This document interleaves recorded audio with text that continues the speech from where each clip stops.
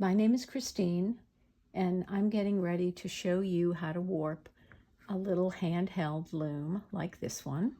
I'm teaching a tapestry class this summer at the Falmouth Art Center in Falmouth, Massachusetts, and I'm doing this to support my students, but I hope it helps other people as well. In a few moments, I'm going to be demonstrating how to warp a loom, and it will end up looking like this one. I've tied on at this point, and with the warp, I have wrapped from the front of the loom around to the back. And when I have completed the number of warp ends I need, I have tied off.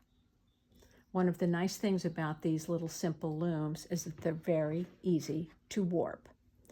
So I'm going to put this loom aside, and I'm going to show you how to warp this loom.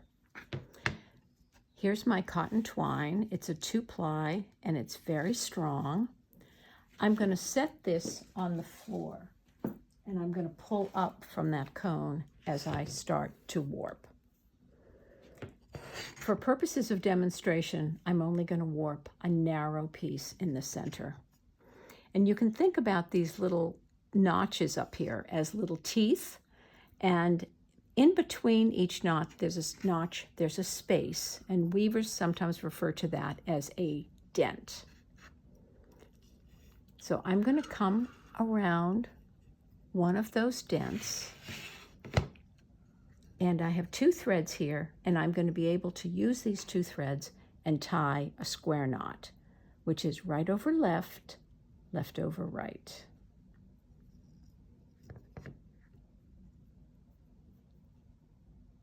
Left over right, come through there. Okay, that's a nice, strong square knot. Then I'm going to bring the warp to the front, and I'm going to bring it down here. And I want to be sure it's straight. So I'm using the center piece of wood in the center. I'm going to count over 1, 2, 3, 1, 2, 3. So it's nice and straight. I don't want to be on an angle. I want it to be nice and straight. The warp is the foundation of your weaving. And then I'm just going to wrap around to the back and come up to the front. Down to the bottom, and then around to the back and through the next dent. One of the nice things about these looms is that they're fairly simple to warp, and it doesn't take a tremendous amount of time.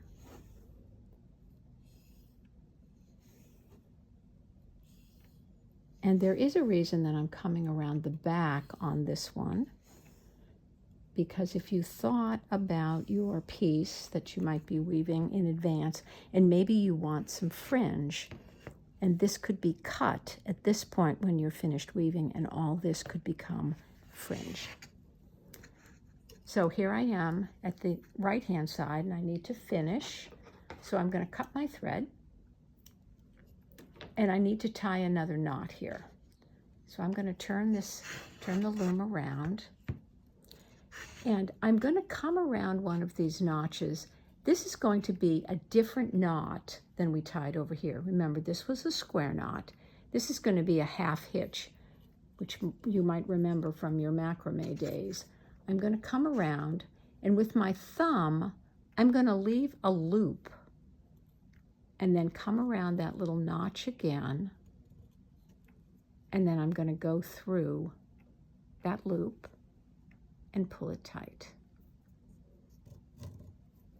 And I suggest doing a couple of these. So I'm going to do another one right here. I'm going to come around the notch.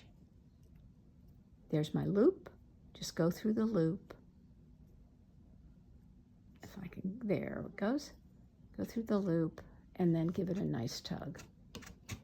And I always like to trim these. But what you can also do, if you feel as though your knot is slipping at any point, you can put a little piece of like painter's tape, the blue painter's tape back here to hold it secure.